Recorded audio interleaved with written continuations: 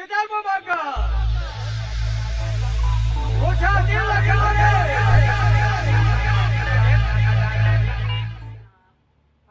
are forced to think about the conditions of the Roma in Sweden of that time, but also further back in history. The presence of the Roma in Sweden goes back to the 16th century, according to the documents that are still there. But they have most of the time been heavily discriminated against.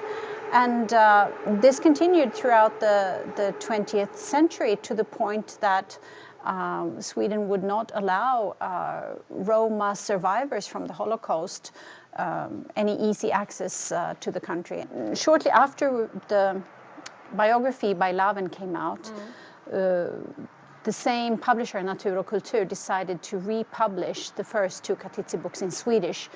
They had been out of print for ages before that. Okay. So that's another reason why the revival of Katitzi is happening right now. An article in one of the main daily newspapers when the first Katitzi book came out. Actually, it was published as chapters, as a serial in a children's magazine, Kamratposten.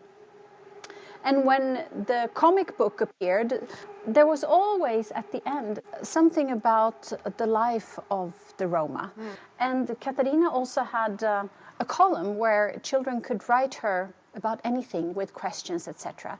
So she got loads and loads of letters, including some drawings. And here somebody's describing Katitzi, her bigger sister Lena, and Papa Taikon, the father. So this is the moment that she's leaving the orphanage? No, she is not allowed to go to school. She's not a director. Yeah. Okay. Yeah. Katarina Taikon was a public figure, you could say. And she had a big impact on the perception of the Roma in Sweden, as well as the concrete situation in terms of housing, the possibility of getting apartments, etc. Like around the time when also the book came out, you said that was a bestseller and a lot of kids grew up with it. Were there some also reactionary gestures in Sweden, for the depiction, or a kind of a more nationalist kind, or more against the nomadic existence in a way?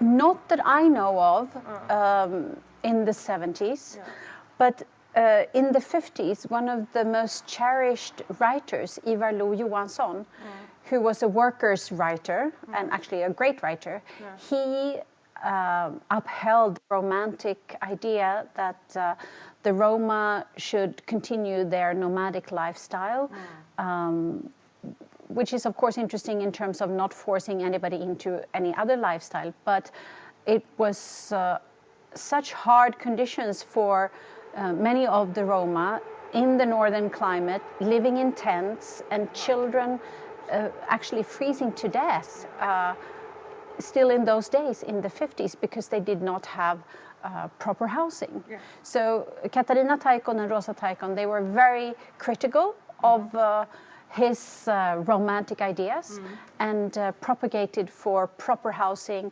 against the so-called camps, because there were areas where many of the Roma gathered and had their caravans and tents, etc.